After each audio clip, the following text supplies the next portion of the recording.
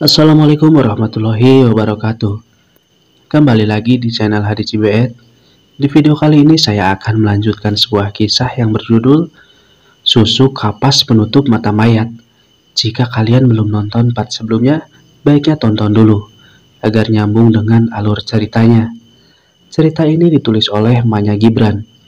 Jika kalian ingin membacanya secara langsung, nanti saya kasih linknya di deskripsi. Dan buat kalian yang punya cerita ingin saya bacakan, silahkan kirim lewat email atau WhatsApp admin yang ada di deskripsi. Sebelum lanjut videonya, buat kalian yang belum subscribe ke channel ini, mari bantu klik tombol subscribe-nya dan nyalakan lonceng notifikasinya, agar kalian tidak ketinggalan cerita terbaru dari channel ini. Dan kalau kalian suka dengan cerita yang saya bagikan, silahkan klik tombol like-nya dan bantu share video ini sebanyak-banyaknya. Agar kalian tidak penasaran, yuk langsung aja kita mulai ceritanya.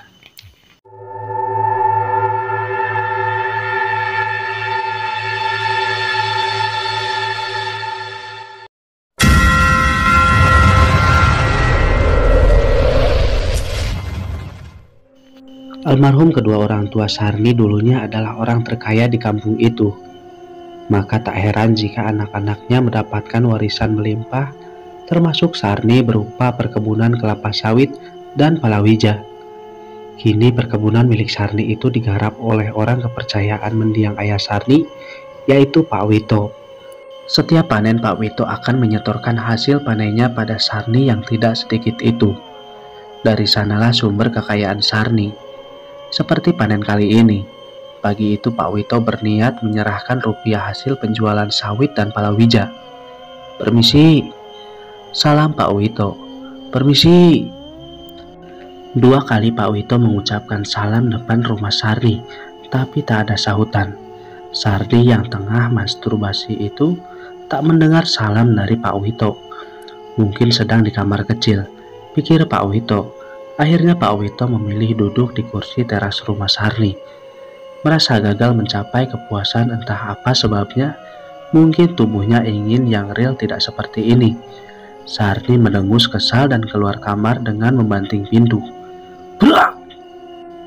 Pak Wito kaget karena suara kencang itu.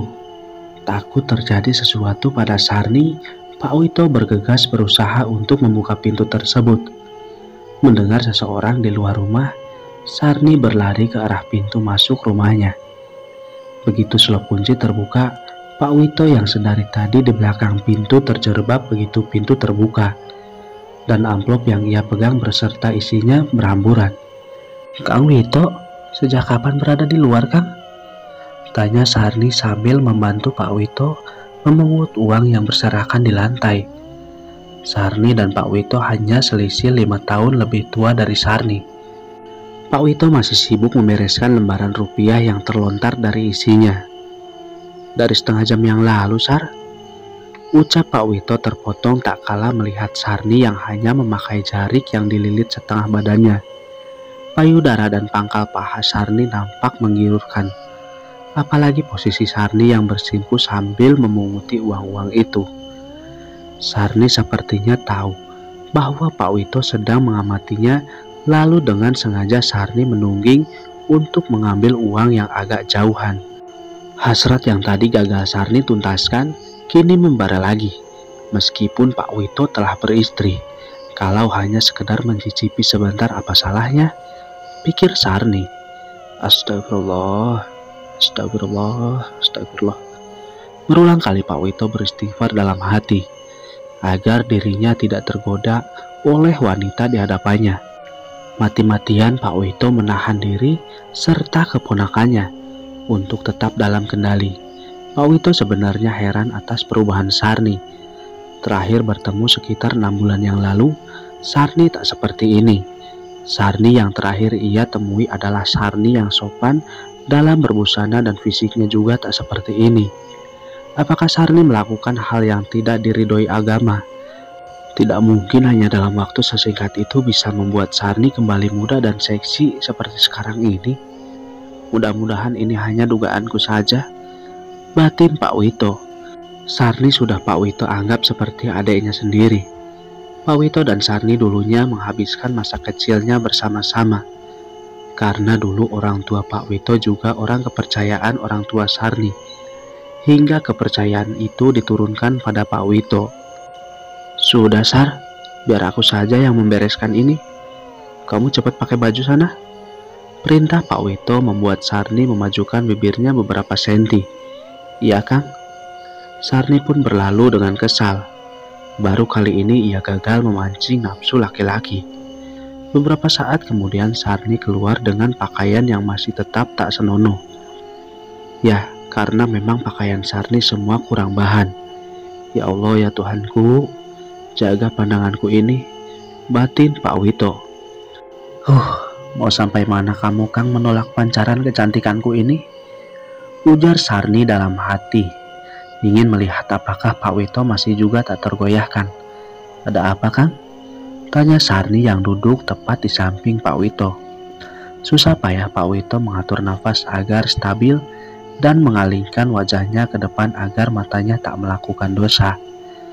Begini Sar, ini aku mau menyerahkan hasil perkebunan. Sudah saya bagi 3 untuk perawatan dan untuk membayar buruh. Ini sisanya, bisa kamu hitung lagi. Pak Wito menyerahkan amplop tebal itu dengan isi yang sudah tak tersusun karena jatuh tadi. Banyak sekali Kang, ucap Sarni melihat uang puluhan juta terjejer di meja. Meskipun uang sudah tak rapi tersusun, tapi terlihat jumlah nominal dari kertas bank ternama yang terlempar di sana. Ini untuk Akang. Sarni menyodorkan uang pada Pak Wito sebagai ucapan terima kasih. Ini terlalu banyak Sar, ucap Pak Wito, karena memang upah yang selalu ia terima tak sebanyak itu. Gak apa-apa, ini tambahan untuk Akang, jelas Sarni. Ya sudah, terima kasih ya. Bukannya menjawab, Sarni malah merapat pada tubuh Pak Wito perlahan. Keringat dingin mengucur dari dahi Pak Wito. Berkali-kali ia menelan saliva menahan gejolak yang sedari tadi Pak Wito tahan. Sementara tangan Sarni mulai merayap ke area sensitif Pak Wito. Senyum kemenangan tersungging di bibir Sarni.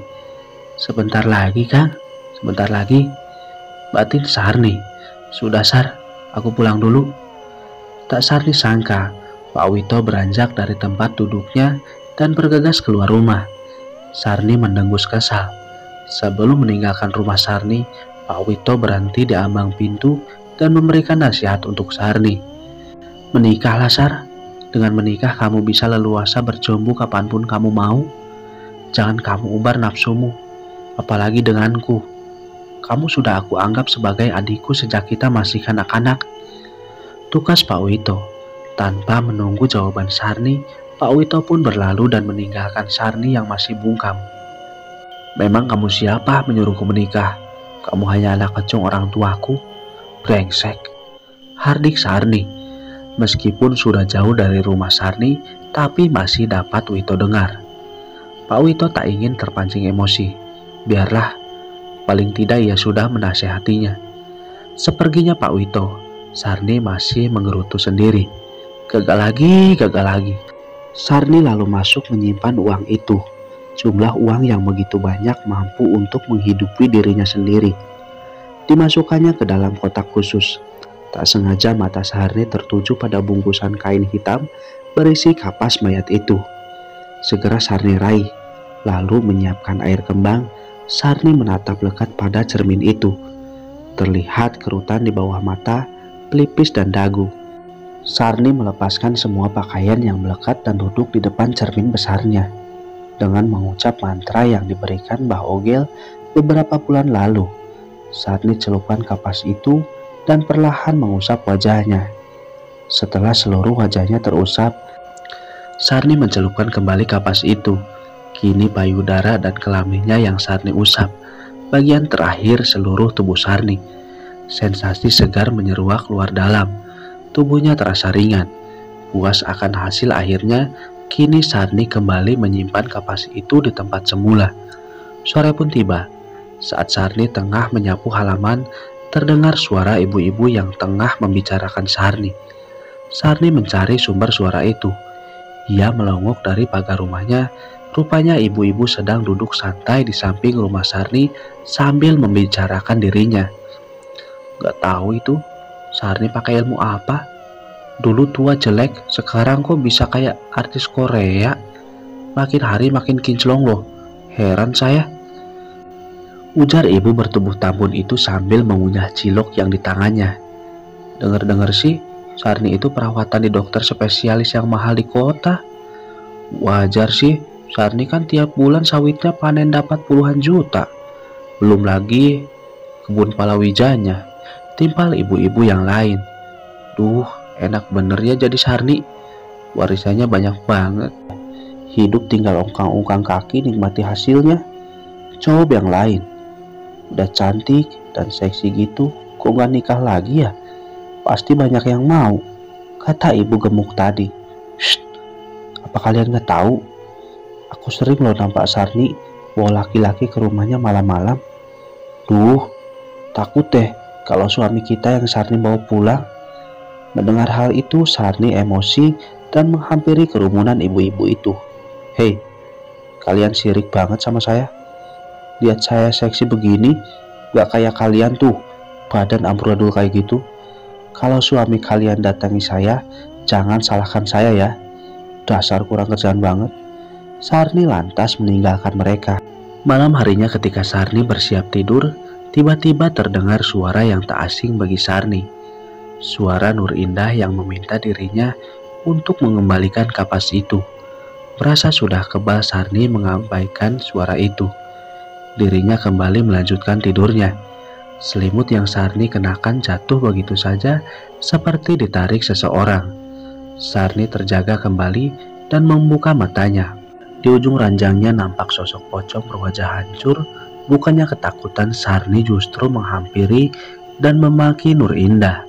Kamu itu datangin saya terus, nanti juga akan saya kembalikan. Pergi sana, atau aku akan meminta tolong Mbah Ugil buat menghancurkan kamu. Pergi, oceh Sarni sambil berkacak pinggang. Nur Indah pun menghilang di pekatnya malam. Timbang dipinjam paling setahun aja ribet bener tuh makhluk, kurutunya sambil kembali ke tempat tidurnya.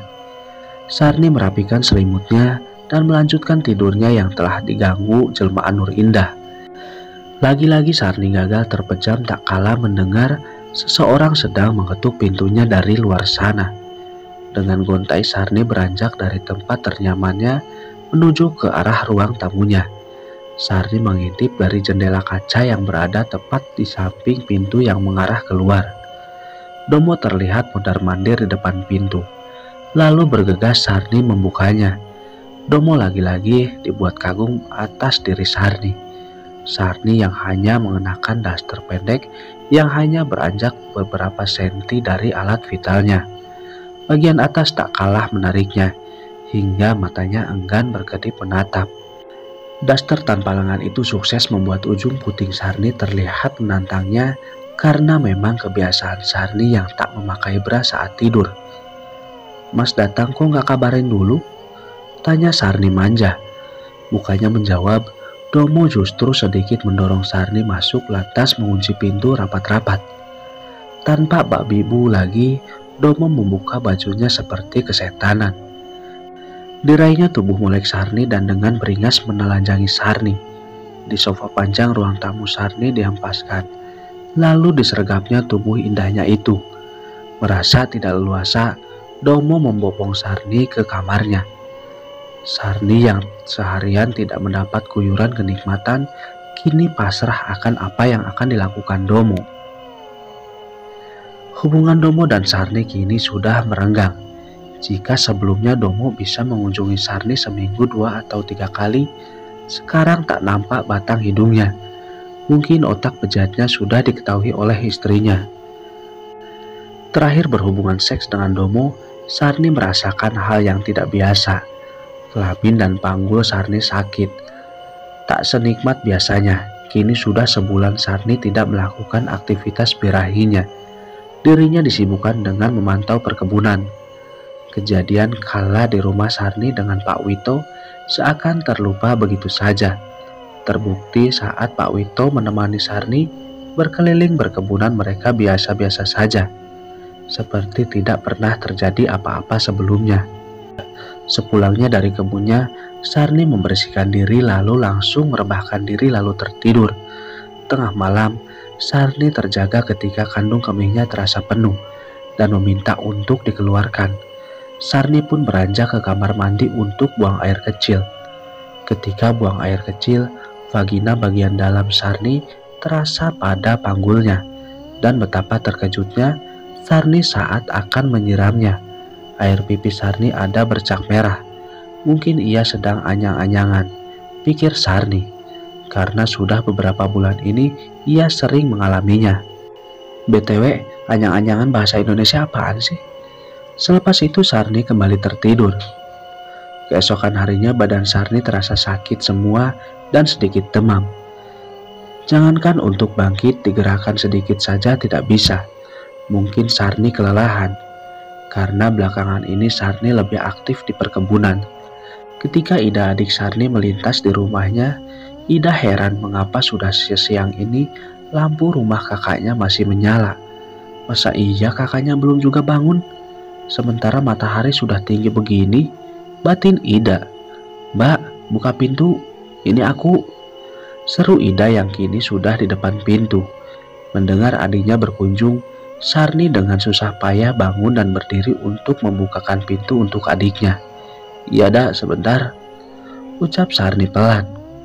"Masya Allah mbak, kenapa muka mbak pucat begini?" tanya Ida pada kakaknya. "Aku lagi gak enak badan dak, mungkin kecapean," jawab Sarni. "Ya Allah, ya sudah, kita ke dokter saja ya kak. Mari aku antar," ajak Ida. "Tidak perlu, aku cuma butuh istirahat. Oh iya, untuk hari ini temani aku ya, lemah sekali badanku ini," pinta Sarni. "Baik kak, ayo kakak kembali ke kamar, perbanyak istirahat kak." Ida berjalan menuntun Sarni. "Tunggu dak, kakak ingin buang air kecil."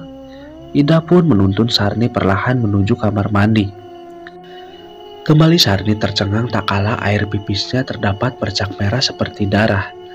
Sarni tak memberitahukan hal ini pada Ida karena Sarni menganggap ini hal biasa. Sarni pun kembali ke tempat tidurnya, namun bukannya nyaman, justru Sarni merasakan sakit amat sangat di bagian bawah perut serta panggulnya.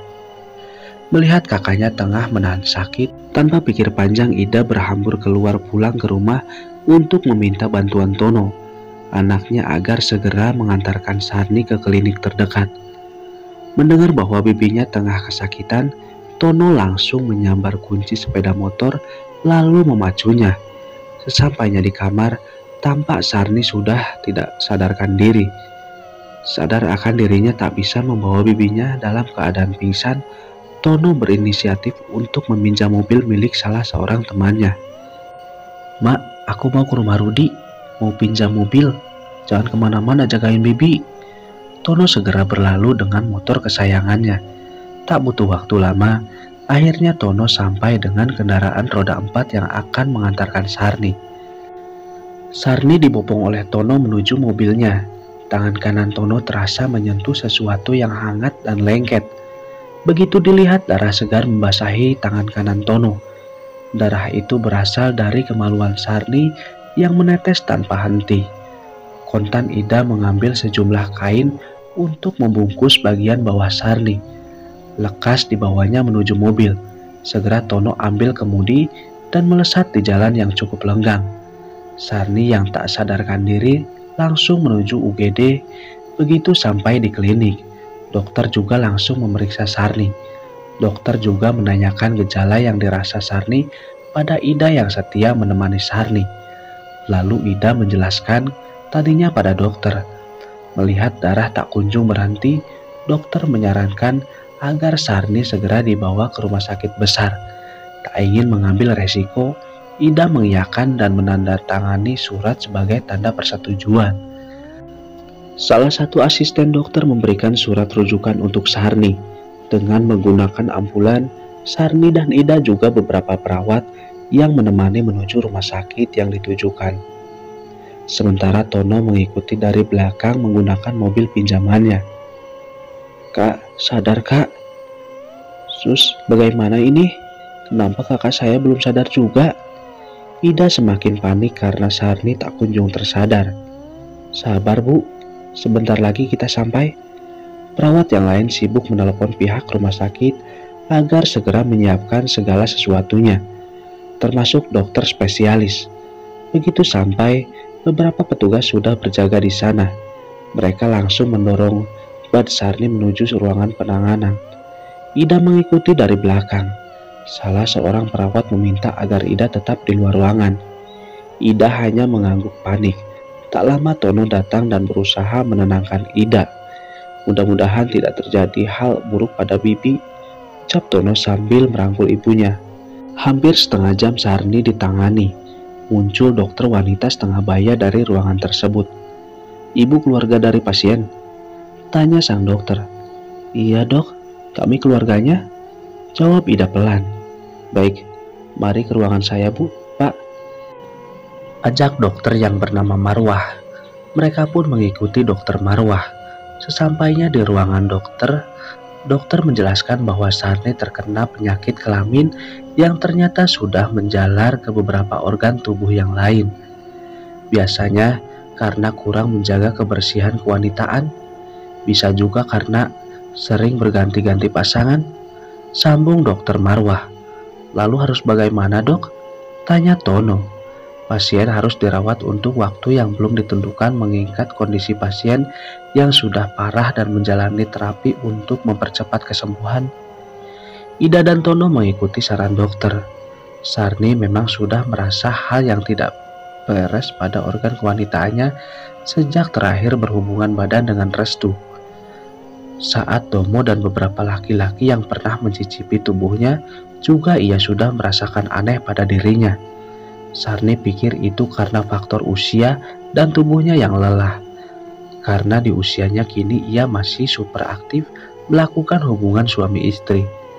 Seminggu, 2 minggu, dan hampir sebulan Sarni menjalani perawatan dan terapi di rumah sakit, tapi tak menunjukkan hasil juga.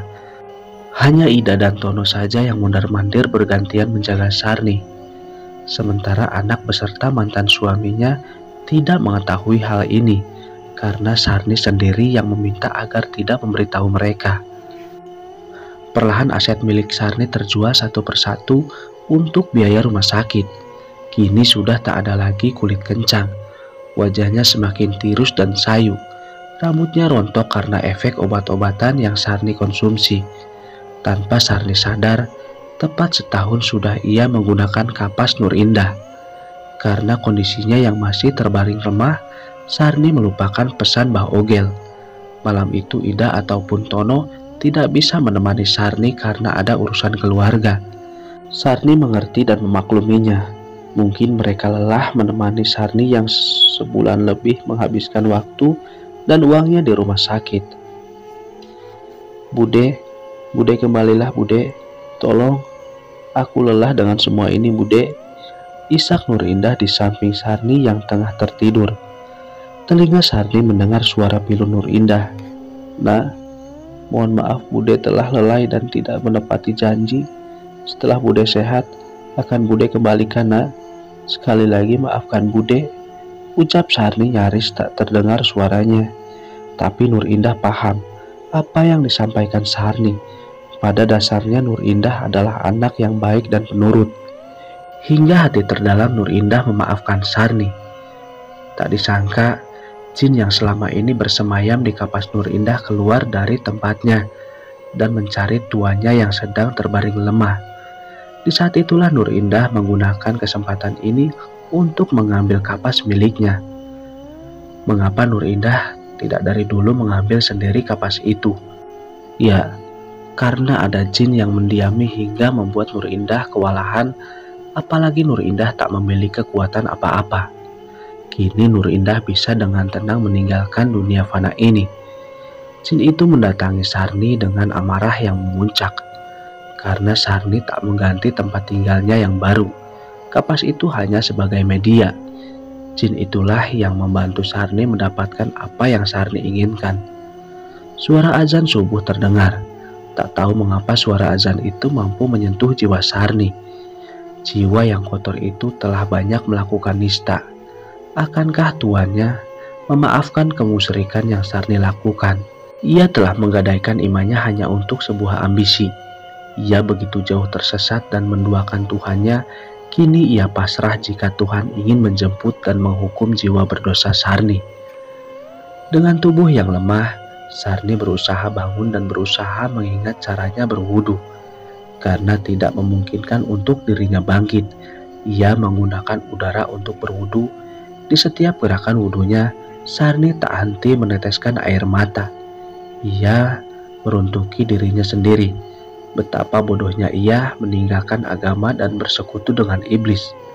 Selesai berwudu, Sarni melakukan sholat subuh di atas tempat tidurnya. Dulu saat belum berpisah dengan suaminya, sholat 5 waktu tak pernah Sarni tinggalkan. Namun karena satu perselisihan membuat rumah tangga Sarni berujung pada perceraian.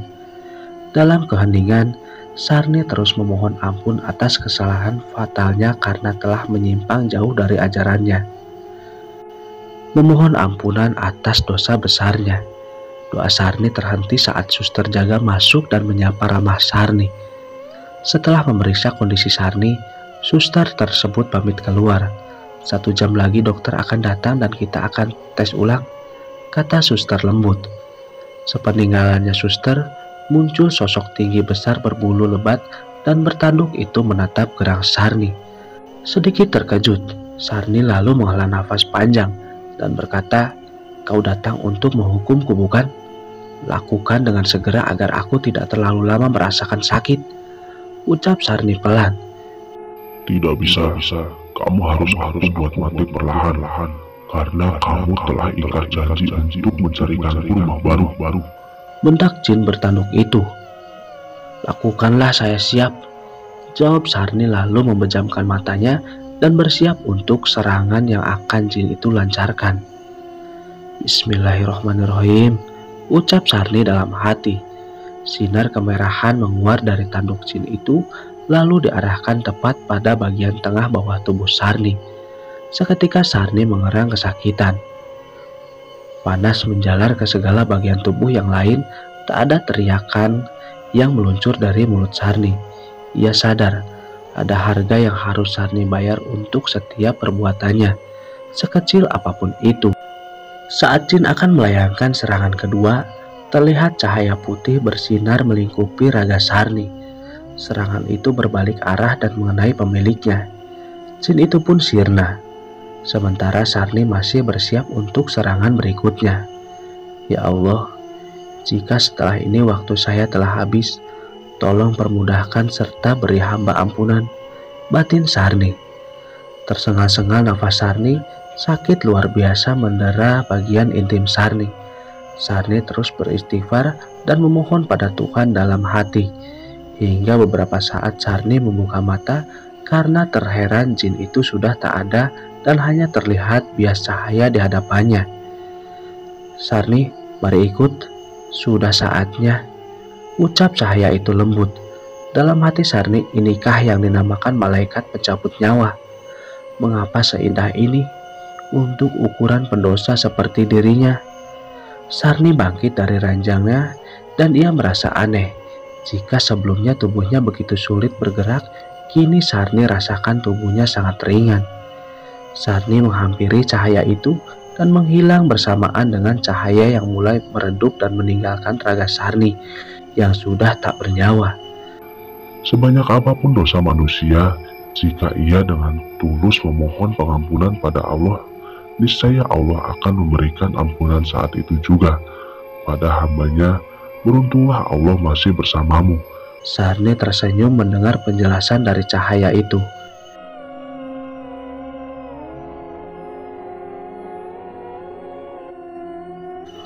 Dan akhirnya cerita selesai sampai di sini. Saya Hadi pamit undur diri. Mohon maaf bila ada salah-salah kata. Wassalamualaikum warahmatullahi wabarakatuh.